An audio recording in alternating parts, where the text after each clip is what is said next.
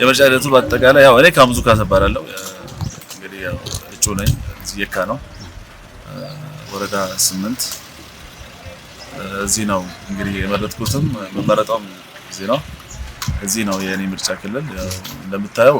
ከጧት ጀምሮ ሰው ተሰልፎ ነው ያለው የህዝቡ ለምርጫ ያለው ተነሳሽነትና ለሀገሩ ሊወስን የተነሳበትን ሁኔታ ሳይ በጣም ደስ ብሎኛል ሰው እንግዲህ ይሄ ነው በጣም የሚያስፈልገው ለሀገሩ መወሰን የሚበጃውን ጥሩ ነው ብሎ ያሰበውን አላማ ወይም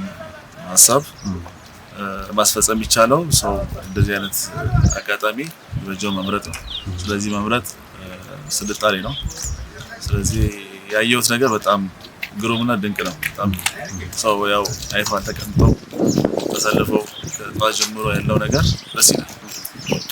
ስለዚህ በጣም ደስ የሚል ነገር ነው እና ትልቅ ነገር ምናልባት እንደው እኛም የተለያዩ ምጣጣዎች ላይ እየተዘዋወርን ነበርና እየተመለከትን ነበር ትንሽ የሰልፍ መብዛት አለና እንደው እርሱ ይሄን ነገር ታዝበውታል ወይ ሂደቱ እንዴት ነው ይመስላል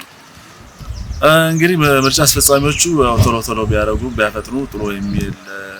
ይመስለኛል ያለው ነገር ያው ቴክኒኩ ባለንም ግን ሰልፍ ብዙ ነው ያለው ብዙ ሰው ለምርጫ የወጣው ለምርጥ የወጣው ስለዚህ ቢፈጥን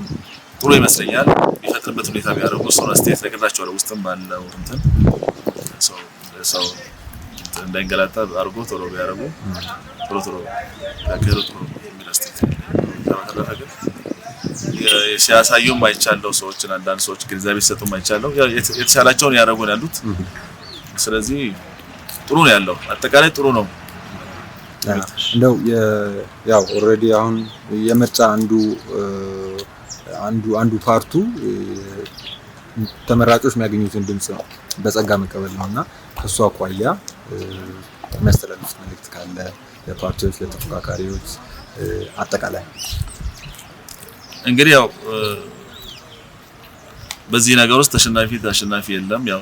ኢትዮጵያ ነው የምታሸንፈው ስለዚህ ሰው የመረጠው በካርሚ የመረጠው ፓርቲ ግለሰብ እንግዲህ ያ እንግዲህ ኢትዮጵያ አሸነፈች ኢትዮጵያ ታሸንፋለች ሰውም ይመርጣል እንግዲህ ከዛ ቀጣይ ሁኔታ ሰው ይወስናል ያ ጥሩ አጋጣሚ ነው ወይም በጸጋ ህዝቡ የመረጠው የፈለገው ነገር የተቀበለ አጋጣሚ ስለሆነ እንግዲህ ተሸናፊ የለም ህዝቡ ወይም ኢትዮጵያን ያሸነፈው መጨረሻ ላይ ለፓርቲዎች ያስተላልፉት ጥሪ አለ ዛሬ የምርጫ ቀን ነው አብዛኛው ምርጫ ካርድ ለህብረተሰቡ ያስተላልፉት ማህበረሰቡ ወጥቶ ያው የመረጠ ነው ያለው በጣም ደግሞ ወጥቶ እንዲመርጥ አጋጣሚ ተጠቅሞ እንግዲህ እንዲመርጥ ጥሪ ያቀርባለሁ